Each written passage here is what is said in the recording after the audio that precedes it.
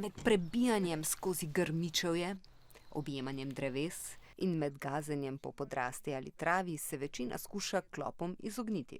Ampak danes sem s človekom, ki jih zbira. Zakaj to počnete? Zato, da ugotovimo, koliko jih je v naravi, pa da preverimo, če prenašajo kakšne povzročitelje bolezni. A bi jaz lahko tudi to poskusila? Lahko.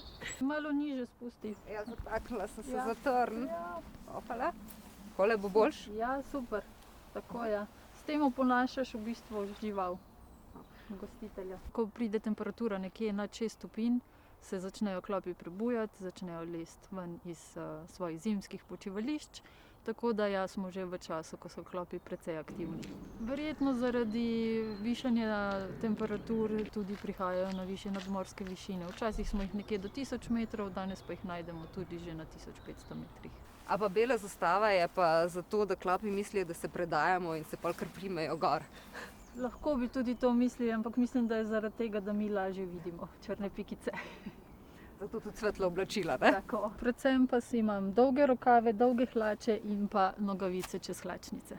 V glavnem, z mano je vse narobe, kar se oblačil tiče. Koliko vrst klopov pa imamo v Sloveniji? V Sloveniji beležimo 16 vrst. Koliko vrst klopov je pa na vsem svetu? Beležimo jih kar več kot 800. A pa gre isti klop name in na mojo mačko Mišo? Če govoriva o navadnem klopu oziroma gozdnem klopu, ki mu pravimo tudi Ixodes ricinus, ja, ima mnogo gostiteljev, od psi, mačke, divje živali, pa tudi človek. Zdaj za klopa rečemo, da je to najnevarnejša žival v Sloveniji, a potem je treba za to, da lahko opravljaš to delo, prestati en tak divji test poguma, spati v medvedovem brlogu, pojesti celo skledo rdeče pese. In veliko brokolija. Ne.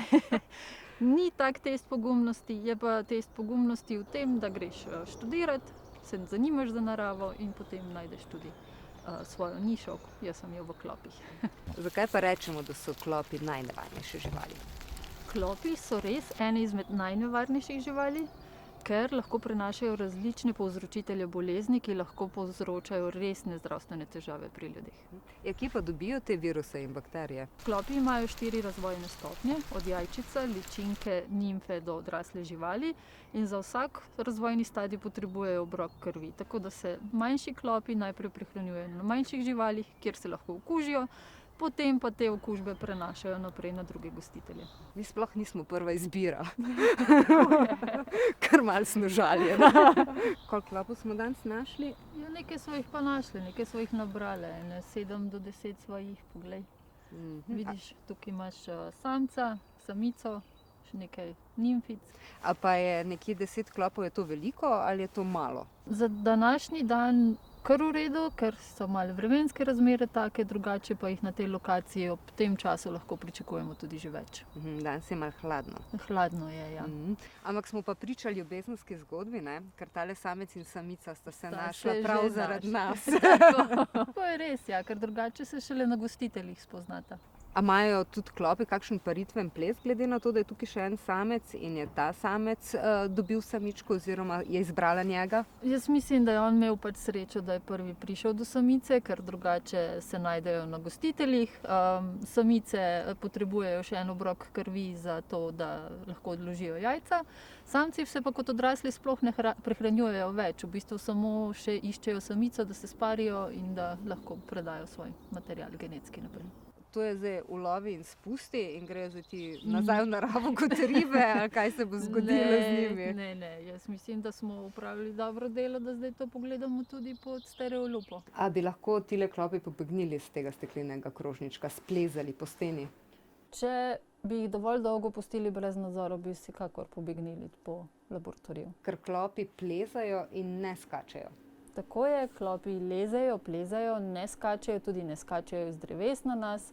Ponavadi prežijo v zasedi in ko pridemo mi mimo in potegnemo čez rastlinje, se tudi pritrdijo na nas. Zato smo prej mahali za rjuho. Nimfa, odrasel samec, odrasla samica in tule odzadaj pod njo je še samec.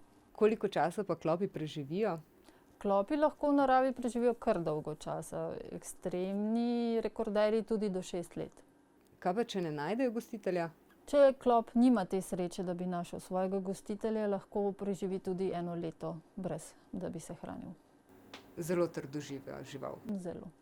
Tukaj vidimo ščitasto telo, 4 pare nog, tukajle se nahajata 2 para oči in pa bodalo, s katerim prebodejo kožo.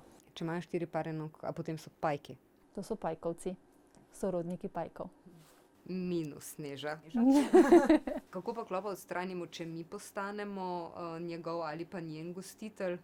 Najlažje s kakšno pinceto primemo čim bliže kože in samo potegnemo. Nobenih maš, nobenih razkužil, česarkoli, samo odstranimo.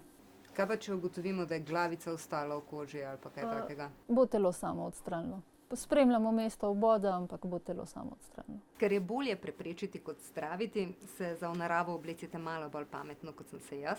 Lahko se tudi cepite proti bolezni, ki jo prenašajo klopi. Pa seveda, ko pridete domov, se temeljito preglejte. A ne?